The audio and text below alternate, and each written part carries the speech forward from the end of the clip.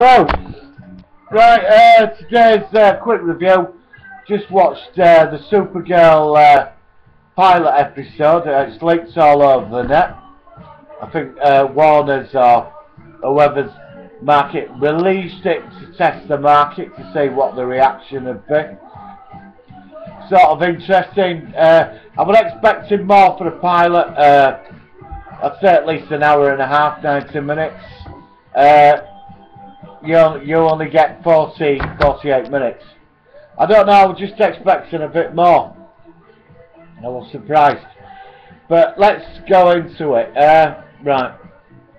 I found the whole thing quite interesting, really. It's got like a... You know where you're getting that Smallville thing with the relationships, like, but it's aimed at a certain market audience. Do you know what I mean? Like a certain age. There's sort of a bit of that in it, but it sort of goes out of that a bit, and you get into where you can be like my age and you could actually sit back and enjoy this. But it is marketed, I'd say, for a certain age group. But what would... I don't know, like the old Superman thing, I don't see, for me, there's no age on it. Do you know what I mean? But I can say, I know where they're going with it. I might be wrong. But Smallville were aimed at a certain market, wasn't it? You know, certain age group. Even though a lot of us did watch it, I watched Smallville for 10 years. And what I found about this pilot, for the 48 minutes I sat through it, there was quite a lot in it, and it was well packed out. You know, but for the amount of money they spent on the pilot, I would have expected, like I said, 90 minutes.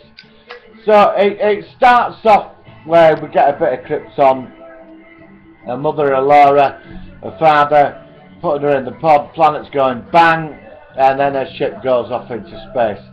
She's meant to, her mission, she's about 13 at this time. She's meant to go to protect Kal-El, you know the usual story.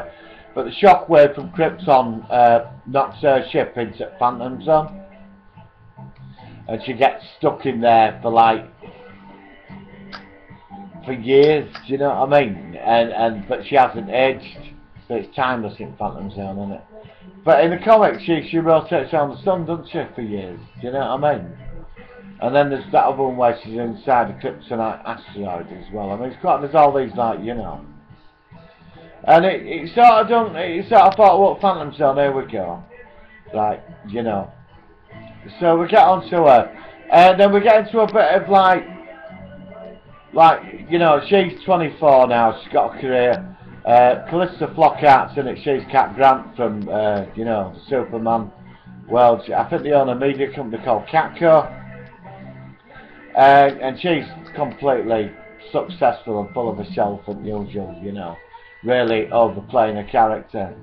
And she's, and poor old Carter, she just makes a coffee, she's just like the invisible sort of girl in the office really, but oh, she's likeable, but she's sort of like, she's reliable, you know.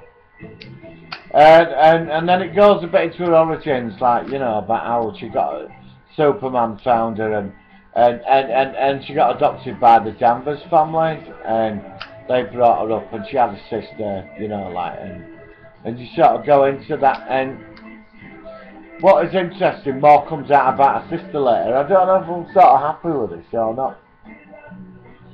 But what happens is like, your sister comes into it, you know, they're all older now, and she's at home, she's getting ready to go on a date and all this, and she's going on, sister, you know, I've got these powers, and you don't use them, so the sister's saying you can't use them, you're being protected, you know, the world can't know about you, but he, you know. And it all sort of goes like, she ends up on this date with this right creepy guy, and he's a bit of a creep, and he's hitting onto another woman, she's picking up on Super Alien. But then you spend sister's on the plane, anyway, she runs out, tears the top off, you know, jacket off, and flies up into the air, she can't fly, and then suddenly she flies. And she saves the plane, which is reminiscent of Superman. It's a classic thing from the original movies, isn't it, you know, where he gets the plane, he's done it in the comics, and do you know what I mean? John Byrne's Superman, he, you know, got saved the Lex Wing, didn't he? When he first appeared. And it is really impressive stuff. I mean, the effects are equal to a film. you know, which I was really surprised about. I mean, they've put the money into this, but it, like I said, you keep thinking it's aimed at a certain market, you know, which obviously it's going to be. I mean, it's going to be massive on cosplay. They're going to milk this for whatever it is, you know what I mean? Supergirl thing. You know, I like Supergirl. I like the new 52 Supergirl. I'm a big fan of her. She's quite aggressive. But Kara's character, she's very grounded. She's very nice. I mean, she's somebody you go out with. She's really decent, you know. And you like her character. You really do like her character. And then she saves her sister. Anyway, her sister comes down, tells her off. You shouldn't have done that. The world knows about, you know. And she's going, well, you know, I saved you, and it doesn't matter, you know. So, and then it jumps ahead anyway. We see this, like, truck driver, and he goes to this garage on the phone, or something called Bartok, and he's from Phantom Zone. And, well, here's what happened, that when she come through from Phantom Zone, the prison in the Phantom Zone came through as well, and it's a load of Kryptonian villains on Earth, or alien villains, you know. So the government, in response, has set up Department Oversight Extraterrestrials or something, and they're investigating like alien incursions into Earth. And her sister works for them, and it all comes out because when she tells her friend at work that she's Supergirl, he says, well, you know, it's got to fight crime, do what your cousin does, you know, and it's all that. And then we get into background a bit more. There's DOE or some Department Oversight of Extraterrestrials, and there's all that, and which is sort of good. Then you've got Hank Henshaw, which I think, well, he's obviously he's going to turn into a villain or something. There's going to be something there with that, isn't there? You know, and it sort of just goes on from there. Anyway, she's flying. They shoot her down with kryptonite bullets. Didn't want that. Kryptonite bullets, bang, bang, and she's locked up in a room with kryptonite armbands. And I thought, here we go, we're going to get Smallville now. Smallville, kryptonite every week. But we didn't, it was only for a couple of minutes. Sister comes in, she works for them, and all that, and she's explaining to them that she's there to protect her sister and all. And she's trying to tell this boss, like, you know,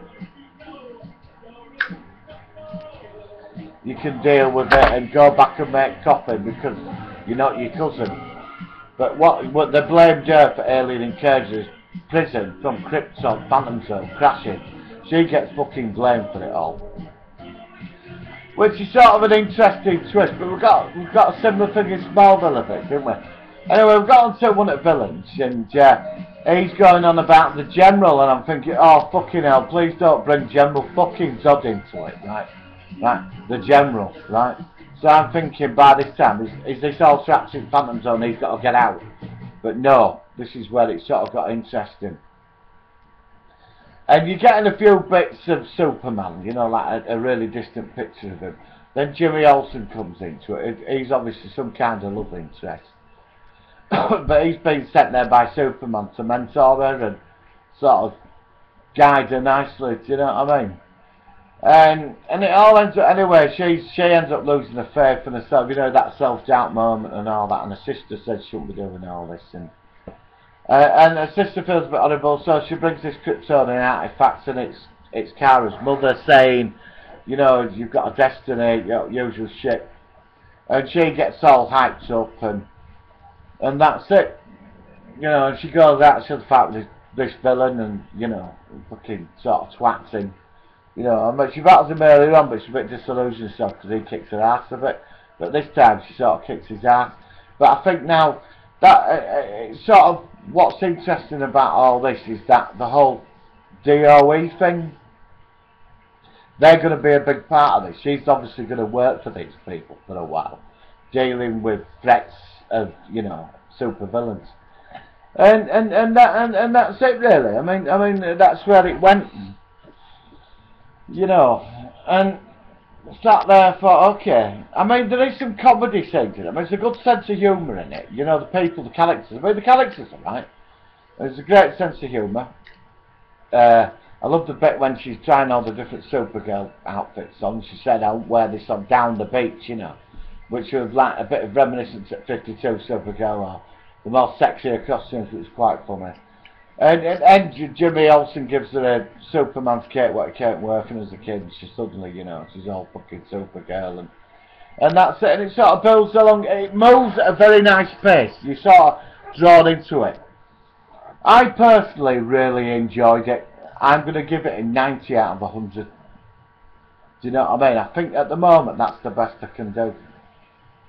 Obviously the series is going to get better, but I can't, there's a couple of faults, but I don't want to really go into too much. It's just pilot episode. So I enjoyed it. And then we got sort of like at the end, she's talking on big speech about herself and all that, and she flies off and she goes, I'm Supergirl. Then you get the big logo and it sort of finishes. But then we jump into that 1 minute bit like we get at the end of Flight, you know, like, and there's one of Minions saying, yes, you know, she's revealed herself and she's the daughter of Allura and all this, from Krypton, whose mother was a judge, and she locks up all these criminals. And it ends up that the general is her mother's sister, which I thought, now that's a very clever, I thought I liked this. You know, thank God we're not going, I hope, you know, there's no Zod connection.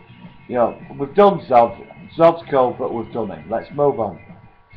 And it ends up being her aunt, and she says, well, kill her even if she's blood, you know what I mean, get them all ready, we're coming out of the shadows, and we're going to take her.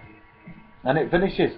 Now I watched, it wasn't a super clear copy, but, you know, it's on YouTube, and it's all over the fucking internet, somebody sent me a copy, and it's everywhere. So, I mean, you know, I'm looking forward to watching it again in full 1080. Enjoy it. I do recommend it. I think, yeah, definitely 90 out of 100. So I'll see you up next review. Please subscribe to my videos. Won't be doing any for about a week. So I'll see you on the next load. I've got things on at the moment. So that's it, that's my review. Actually, it's gone to 12 minutes this. We're only meant to do 5 minutes. So please share and subscribe, vids. See you on the next one.